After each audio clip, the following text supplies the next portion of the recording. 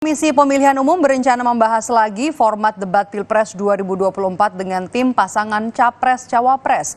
KPU akan memberikan kesempatan kepada tim pasangan Capres-Cawapres untuk memberikan masukan soal format debat Pilpres 2024. Komisioner KPU Idham Holik menjelaskan KPU segera mengagendakan pertemuan dengan tim pasangan Capres-Cawapres untuk membahas soal format debat di Pilpres 2024. KPU sebelumnya merencanakan seluruh pasangan Capres-Cawapres untuk hadir bersamaan dalam 5 kali debat tanpa ada debat khusus Cawapres. Idham Holik menjelaskan tim pasangan Capres-Cawapres masih bisa memberikan masukan soal format debat, namun nanti keputusan akan diambil KPU secara mandiri.